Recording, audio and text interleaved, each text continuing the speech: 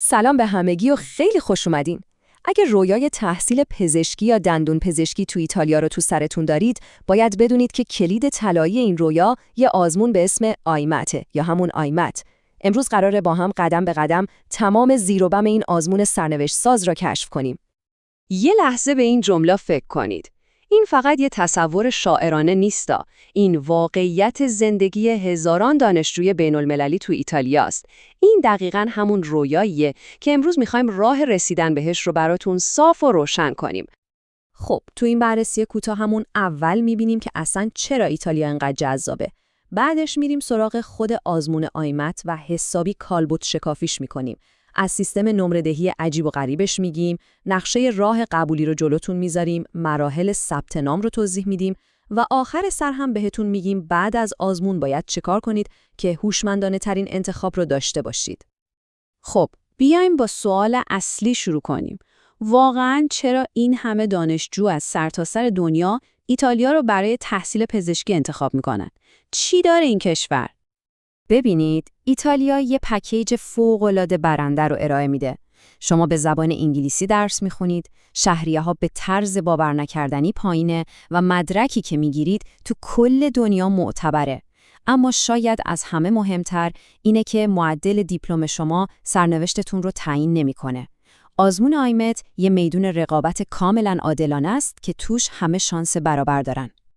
پس اگه بخوایم خلاصه بگیم، آیمت یا همون IMAT اون دروازه‌ایه که باید ازش رد بشید. این یه آزمون الکی نیستا، با همکاری مستقیم وزارت آموزش ایتالیا و مرکز سنجش کمبریج طراحی میشه. این یعنی شما با یه آزمون کاملاً استاندارد و مفهومی طرف هستید. خب، واسه اینکه تو هر رقابتی پیروز بشید، اول باید حریفتون رو کامل بشناسید. بیاین با هم ببینیم این آزمون آیمت دقیقاً چی تو چنته داره. این رو فراموش نکنید. آزمون روی کاغذه، نه کامپیوتری.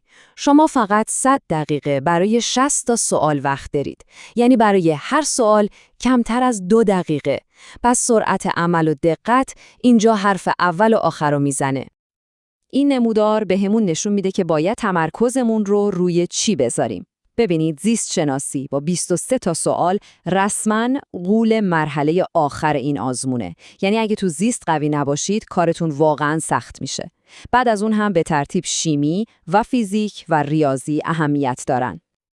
اما فقط تعداد سوالات مهم نیست. سیستم نمره‌دهی آیمت با هر آزمونی که تا حالا دیدید فرق میکنه و درک کردنش برای موفقیت شما کاملاً حیاتیه. یه جورایی میشه گفت بی‌رحمه. پس قضیه اینه، هر جواب درست 1.5 امتیاز مثبت بهتون میده. اگه سوالی رو جواب ندید 0 امتیاز میگیرید. اما نکته کلیدی اینجاست، هر جواب غلط نه تنها امتیازی نداره، بلکه 0.4 امتیاز هم از نمرتون کم میکنه. این یعنی استراتژی شما تو جواب دادن به اندازه خود دانشتون مهمه. این سوال میلیون دلاریه. با توجه به نمره منفی، جواب قاطعانه و بدون هیچ شکی اینه: نه، تو آزمون آیمت شانسی زدن مساوی با خودکشیه. اگه به جوابی شک دارید، باید شجاعت این رو داشته باشید که اون سوال رو سفید رها کنید. مدیریت ریسک خودش بخشی از این آزمونه.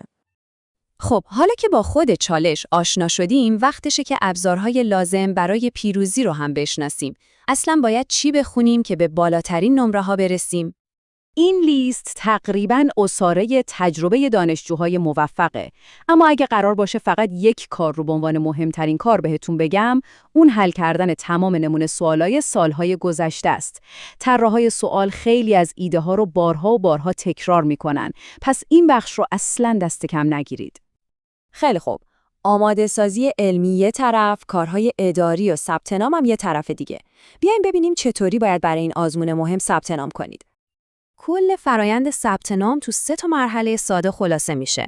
اول، تو سایت یونیورسیتالی یه پروفایل میسازید و خیلی مهم، فقط یک دانشگاه رو به عنوان انتخاب اولتون مشخص میکنید.